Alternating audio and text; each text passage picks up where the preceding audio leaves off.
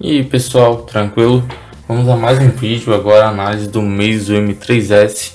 Esse dispositivo que eu usei ele em torno de 10 dias e darei agora a minha opinião sobre ele, o que eu achei e tudo mais quanto à questão de construção, software, hardware, desempenho, por aí em diante. De início, eu gostaria de citar quanto a designer e qualidade de construção. Nós temos aqui um aparelho de 141,9 mm de altura, 69,9 mm de largura e 8,3 mm de espessura. Assim como no caso dos aparelhos Xiaomi e dos Redmi, no caso, nós temos a curvatura na lateral da tela, o que dá uma boa pegada. Nós temos aqui um corpo construído inteiramente em metal, apenas com a parte superior e inferior em plástico. Temos aqui também na sua lateral esquerda a bandeja para retirada do chip. Nós temos no caso um chip nano ou um micro SD ou apenas dois chips nano.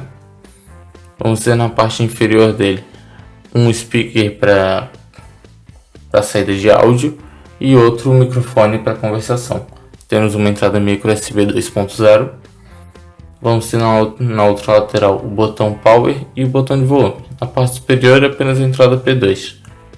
Quanto à parte traseira, temos aqui uma câmera de 13 megapixels, um flash Dual LED, o logo da Meizu e algumas iniciais aqui na parte inferior do aparelho.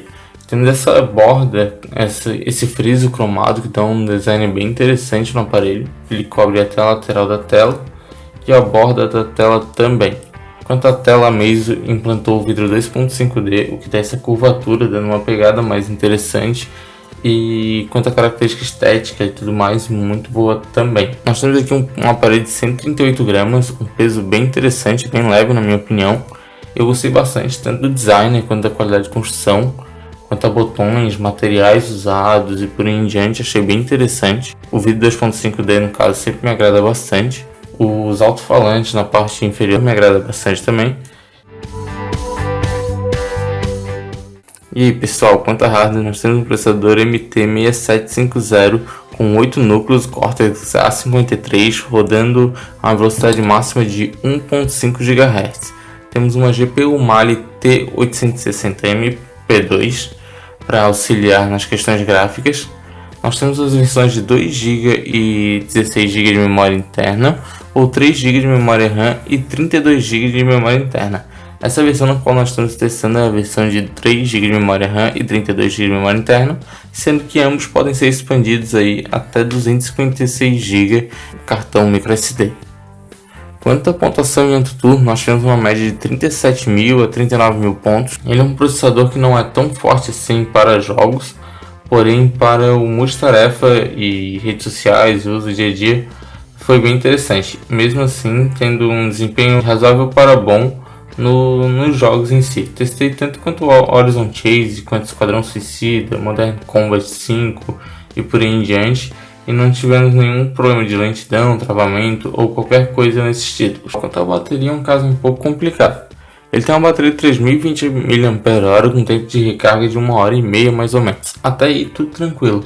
A questão é na hora de fazer os testes de bateria em si, do meu uso normal e medindo eles, eu tava olhando que tava sempre um tempo de 4, 5 horas e eu não entendi o porquê, sendo que na prática tava tendo um tempo bem superior a isso. Até que eu fui olhar mais precisamente, ele só calcula até 12 horas. Eu cheguei a ter prints aí, como vocês estão vendo, de 6 horas, 6 horas e meia, 5 horas de tela.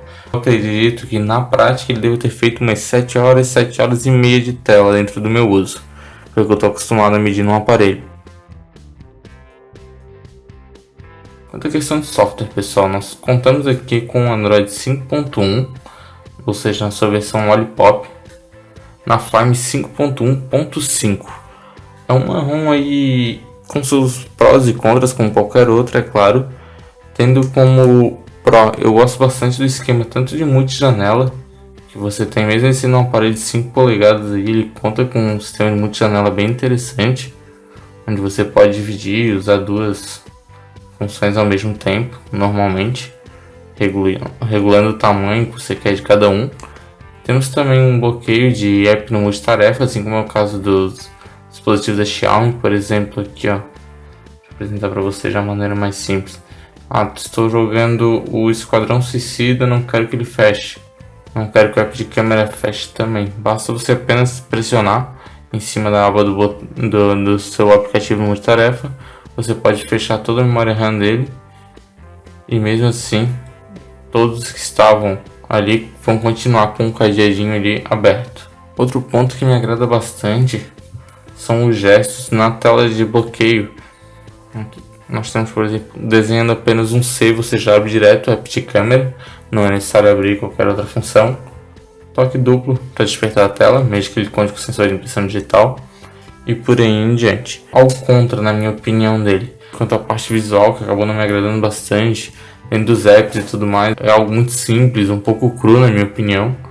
Dentro das configurações, é muito parecido com o da Xiaomi, mas a Xiaomi parece ser bem mais confortável ao olho. No caso, com o da MIUI 8, o atalho de câmera aqui, que ele, na verdade dos Androids a maioria só puxa para a esquerda, não é o caso dele, você vai estar tentando desbloquear o dispositivo, ele é necessário pegar em cima do app de câmera para poder puxar, acima do ícone de câmera, para poder puxar e ele poder abrir o atalho da câmera. O desbloqueio de tela, por exemplo, não tem o desbloqueio por padrão, é apenas o desbloqueio por PIN, ou claro, o desbloqueio biométrico.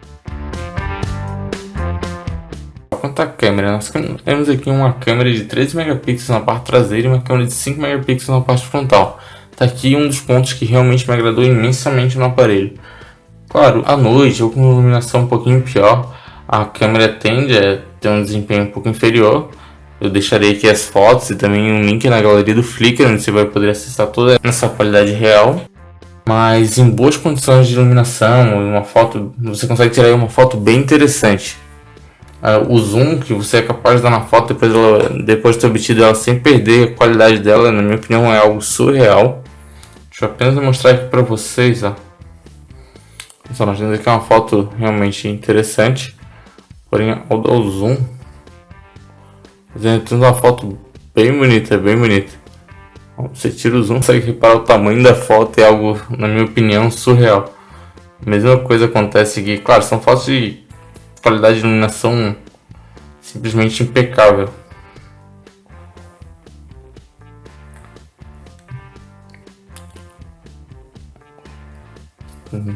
Isso foi algo que realmente me surpreendeu bastante.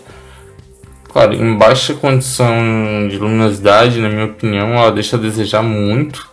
Estoura bastante as cores, granulando bastante, mas ainda dentro do esperado de um smartphone. Mas na câmera em boas condições realmente foi algo bem surpreendente para mim. A frontal, no caso, eu tive uma experiência também bem satisfatória, me agradou bastante com a câmera de 5 megapixels. Quanto à gravação, nós temos a gravação em 1080p a 30 fps, tanto na frontal quanto na traseira. O app de câmera deles é um app simples e bem intuitivo. Você vai ter aqui logo de início na esquerda para optar pelo modo automático, modo manual, que aqui é um modo bem interessante. Você tem tanto como o tempo de exposição, o ISO, em outras configurações, o macro, por exemplo, e a exposição. Vai ter o modo de vídeo normal, logo em seguida vai ter o modo Beautiful, panorama, refox, para apenas mexer com o foco da imagem, o modo de câmera lenta, que tem uma câmera lenta também bem satisfatória, e o modo para GIF. Então, pessoal, quanto aos sensores de impressão digital, eu particularmente tive um uso bem satisfatório dele.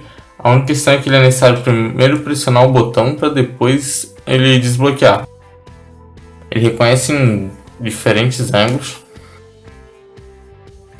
Com sensor de impressão digital realmente foi algo que, se eu pudesse dar uma nota aí, daria um 9.5, considerando, claro, ele como intermediário. Concluindo aqui sobre essas questões, algo que também achei bem interessante: a câmera, como eu já havia citado, os gestos na tela de bloqueio, algo que achei bem intuitivo, e algo que me decepcionou um pouquinho foi a ROM. Eu esperava curtir um pouco mais. Outro ponto que me agradou bastante também foi a tela, a questão de equilíbrio de cores e tudo mais, saturação das cores, achei bem interessante. Então, pessoal, agora quanto às perguntas que o pessoal normalmente faz quanto a preço e tudo mais, e valores de taxação, esse aparelho eu trouxe importado, eu comprei ele pela AliExpress, eu irei deixar o link aí na descrição. Eu paguei nele em torno de R$530. Esse aparelho foi taxado em um valor bem alto, fui taxado em torno de R$205 no imposto federal, e mais R$ 104 no imposto estadual. Mesmo assim, eu ainda acho que vale bem a pena comparado ao que se tem aqui no mercado. E é isso aí, pessoal. Essa foi a minha análise aqui do Meizu M3S. Espero que vocês tenham gostado. Se gostaram, por favor, deixe seu like, deixe sua opinião nos comentários também. O que você gostou, o que você achou que ficou faltando, por favor, fique à vontade. Se inscreva no canal, é claro, para acompanhar este e outros vídeos. Só para deixar claro aqui, como eu sempre gosto de demonstrar para vocês, eu estou gravando ele aqui com o Zuk Z2. No caso, esse aparelho que logo estará um unboxing aqui no canal e também a análise dele. Tranquilo, pessoal? Valeu e até a próxima!